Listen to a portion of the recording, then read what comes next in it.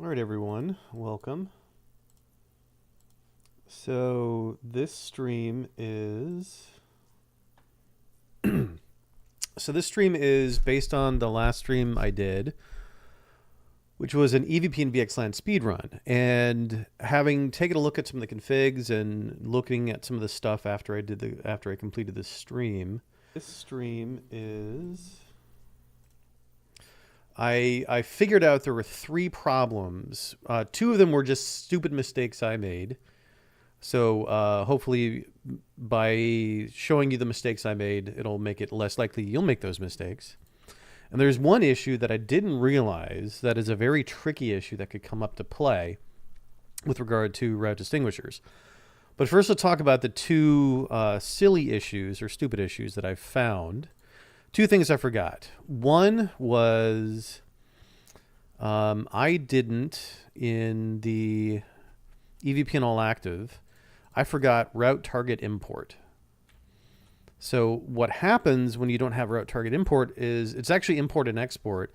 It doesn't generate a type for route for an Ethernet segment.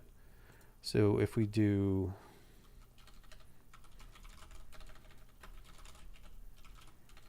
let's go to spine 2.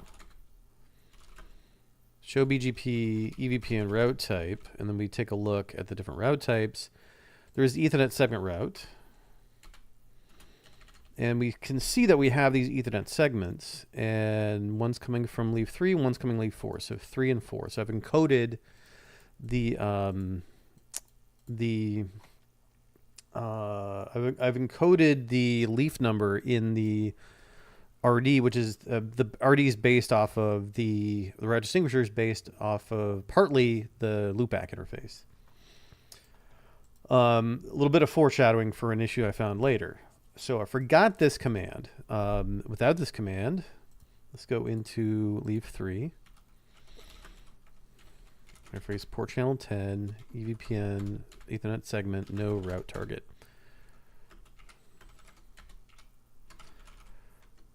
So now on the spine, which should see all the routes, just propagating them, I don't see any Ethernet segment routes. Well, I didn't actually have any Ethernet segment routes yesterday. I forgot to check those. So that's something you should probably check for. And so I remembered, I just totally forgot to do it. And I wasn't using any notes or anything. I was just doing it off of memory, which is, it turns out that was a bad idea. So we can go ahead and put that back in.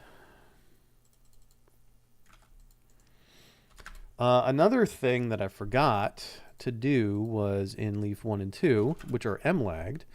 When you're doing MLAG, you want the VXLAN virtual router encapsulation MAC address to be set to the MLAG system ID. And here's why. So on leaf 3, if I do show IP route VRF Picard, you see that we have a just a type 5 route. So these are type 5 routes. And it's for one node. This is the loopback 1 address, the VTEP address, and this is the VTEP MAC address of leaf 1 and 2 pair. So leaf 1 and 2 are in an MLAG pair, and thus, because they're in an MLAG pair, they're presenting as a single device. That's what we want. And to make that happen in VXLAN, then we have to have the command.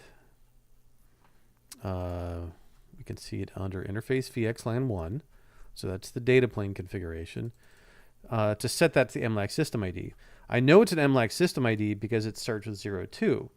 If you remember from yesterday, we talked about MAC addresses starting with 00 are locally or globally administered. So everyone agrees that this company has this particular OUI, and then everything after that is going to be burnt into a chip, and they're responsible for that. So theoretically, at least, that doesn't always happen, you should never have 2 MAC addresses burnt you should never have the same MAC address burnt into 2 different interfaces if it starts with 00. 02, it's whatever your organization wants to do. Everything after 02 is up to you in terms of what you want to set your MAC address to. So because it's a new MAC address that represents leaf 1 and 2, so leaf 1 has a system ID, leaf 2 has a system ID, leaf 1 and 2 have a new system ID, and that's part of MLAG.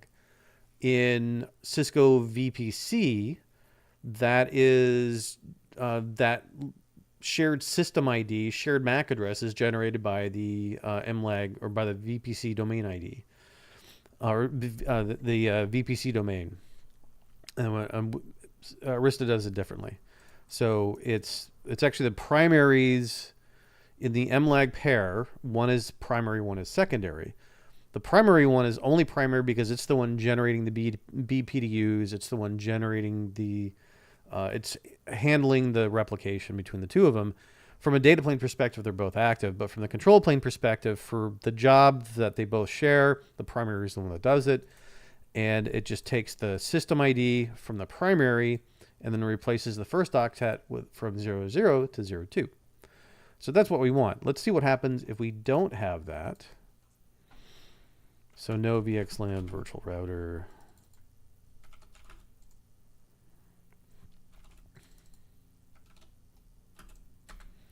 And then I'll do that on leaf 2.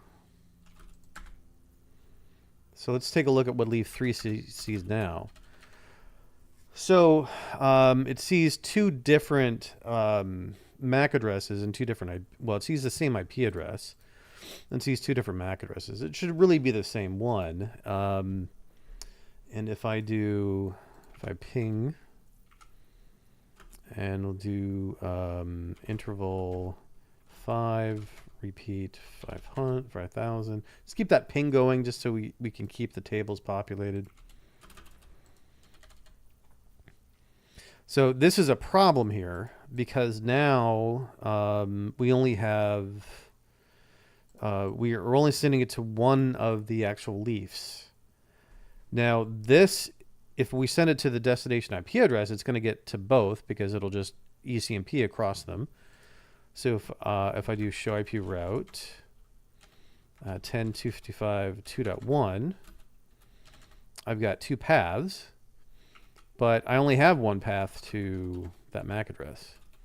So to fix that problem, that's where we have this command.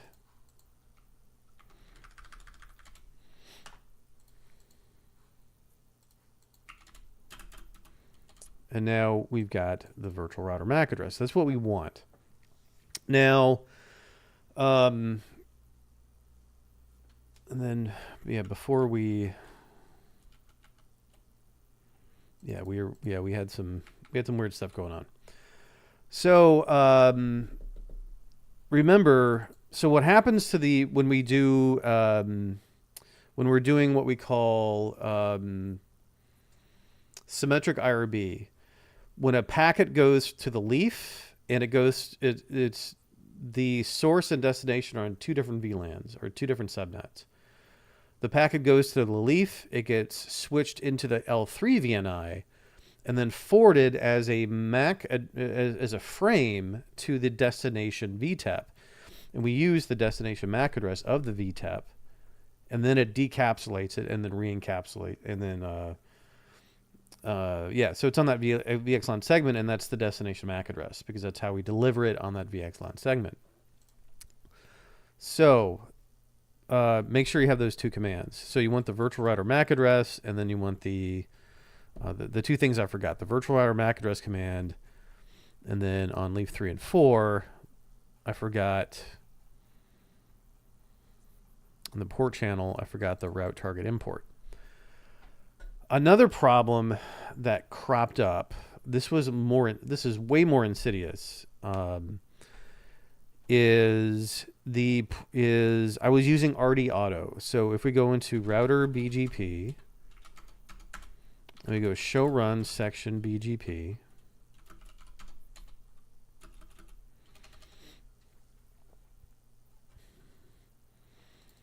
and I was doing RD Auto, and that caused a problem. So watch what happens when I do RD Auto. So VLAN 100, no RD Auto, show run section BGP. So RD auto, and I'll do the same thing on leaf 2. So router BGP VLAN 100. So this is the MAC VRF. It's essentially like a VRF, except for MAC addresses. That's what a VLAN is. But where you can import and export routes that way.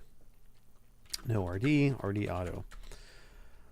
On leaf, well, we probably see it on the spine. Show BGP EVPN route type MAC IP. This is a really big problem that is very easy to miss. So when we do RD auto, it needs some way to generate that route distinguisher. And so in this case, it picked loopback 1. So it probably picked the highest loopback address, highest value loopback address, and used that to encode into the RD. The problem is leaf 1 and 2 have the same loopback 1 address because they're in an MLAG pair. And yeah, so they're in the same MLAG pair. And because they're in the same MLAG pair, they have the same loopback 1 address. So now we have two devices with the exact same route distinguisher. That's bad. You can't do that. Or if you do that, you're going to run into a problem. So basically, this thing threw out an entire route.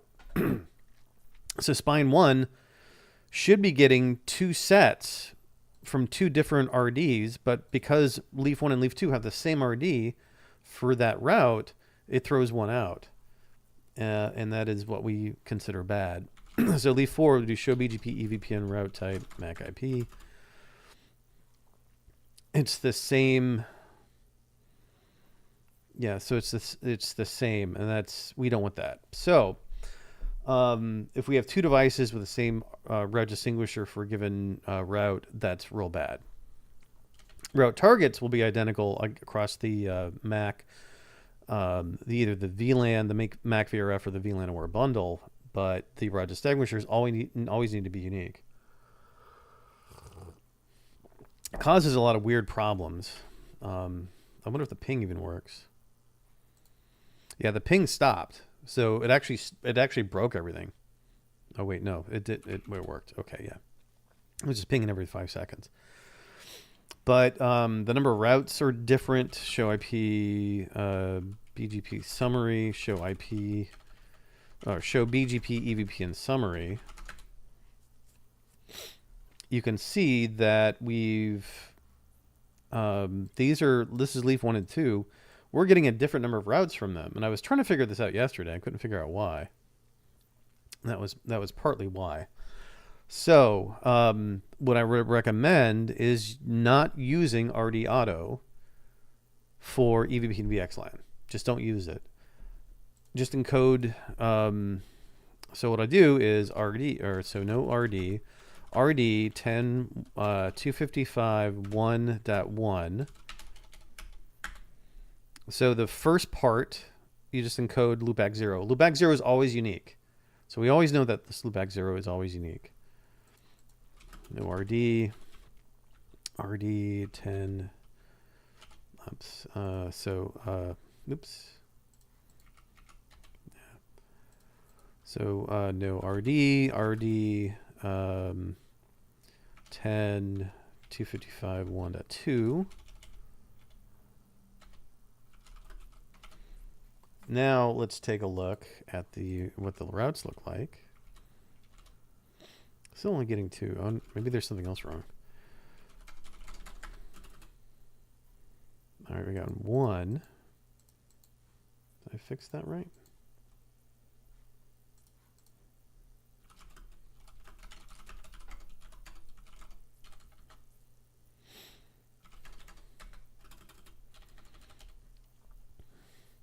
So leaf 2 is not generating a route.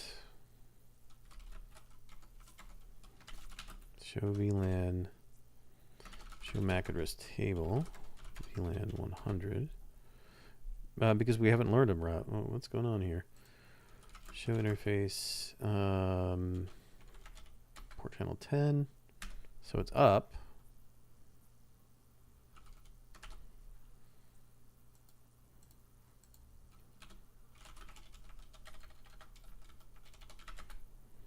ping my gateway. All right, there it is. I don't know why it wasn't showing up before. So this is from leaf 2. And we don't see it on leaf 1 now.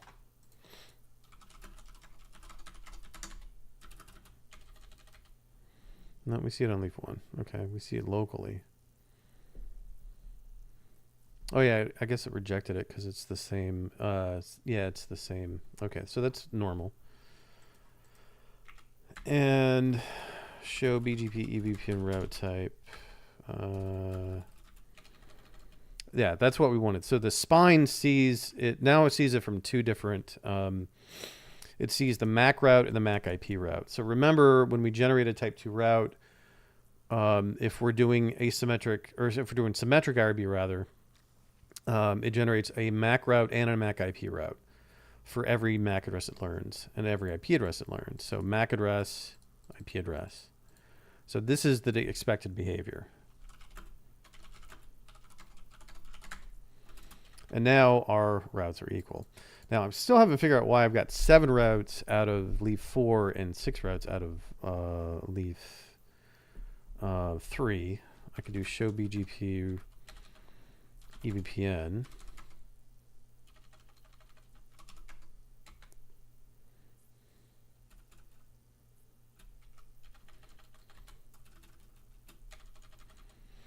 Let's see what routes we get. Let's do grep 1.4.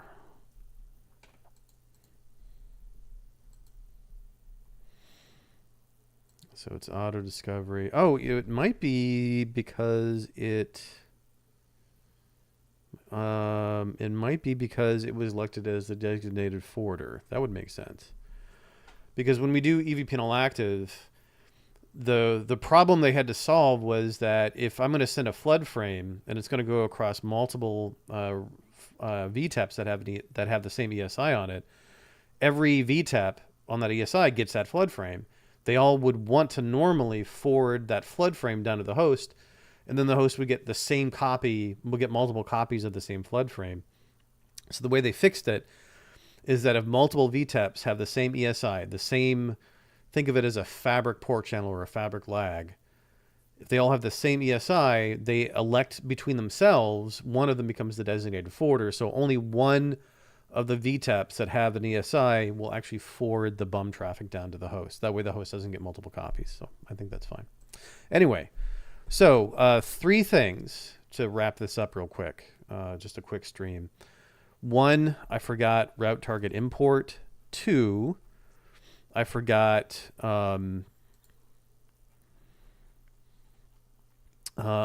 virtual router encapsulation MAC address MLAG system ID. That's if you're doing MLAG. Leave 3 and 4, we're not doing MLAG. And then 3, the third thing, which was a lot more insidious, is I had used RD Auto for the VLAN. So I'm recommending at this point, do not use RD Auto for EVPN. You just do it manually, or have your automation set it. Because if you have a case in MLAG where 2 devices share the same IP address for a loopback, and it uses that loopback, then it's going to screw everything up. So don't use RD Auto unless there's a way to set, if you can tell RD Auto which interface to use to encode it. I don't know if there is. Where would that even be? RD Auto BGP Auto local address BGP. And maybe there's a way to tell EOS which interface to use to generate the route distinguishers, but I don't know if there is. Just set it manually. So that's all I got. So thank you for watching this quick little live stream. And by the way, I'm going to update actually I think I did. I updated the configs in the GitHub repo. and I'll put them in the notes for this video as well.